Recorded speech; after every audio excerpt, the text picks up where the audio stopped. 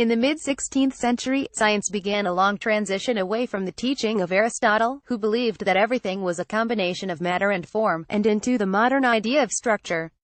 Led by the likes of René Descartes, Isaac Newton and Galileo Galilei, science moved through a kaleidoscope of interpretations to a corpuscular approach to matter, that everything is composed of small particles, corpuscles. Or so we thought. The medical arts today we know that this reinterpretation of our world occurred much earlier, mostly shaped by contributions from the field of medicine. The work of Italian physicians such as Girolamo Fracastoro 15,781,553 and Santorio 15,611,636 gave birth to a new approach to matter, developed and applied to explain the main features of the body. While Fracastoro's ideas on contagion remained somehow confined within the learned circles of early modern physicians, Santorio was destined to influence generations of physicians and philosophers across Europe.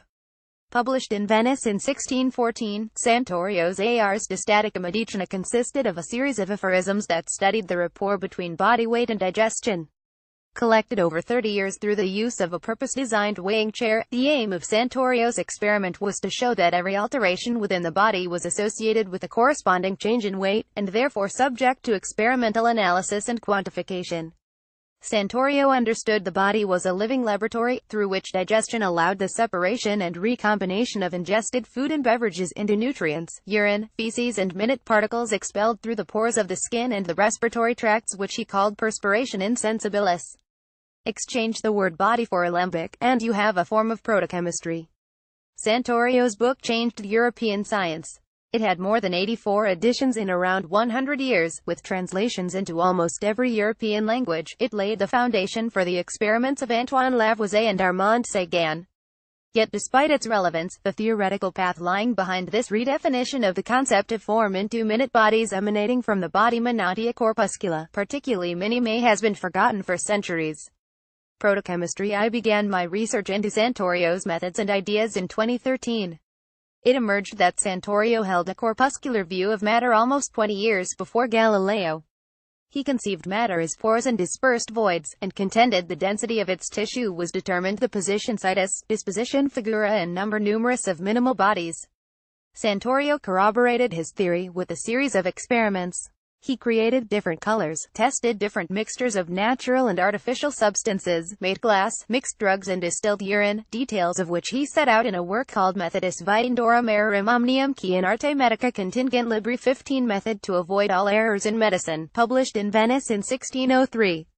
In 2016, while researching Santorio in the British Library, I discovered his original annotations on the structure and composition of matter. In both the main text and his marginal notes, the corpuscular theory emerges as a distinctive feature of his approach. Santorio believed the quality of substances resulted from the geometrical disposition of corpuscles in space.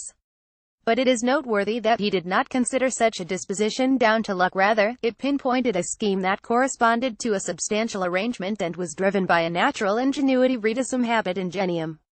Santorio posited that when corpuscles reached their natural position, they formed something beyond their specific properties. It is an idea that is one of the most distinctive features of early modern chemistry. It is remarkable that, beyond his undoubted merits in science and early modern technology, Santorio held such innovative ideas and was so fully committed to investigating the structure of matter. And his views did not remain confined within the circle of Italian philosophers.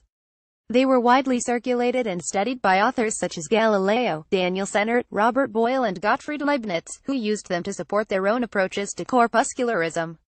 He taught Europe to regard the body as a living laboratory, and to study its functions quantitatively through the many devices he invented, including thermometers, hygrometers and pulsimeters.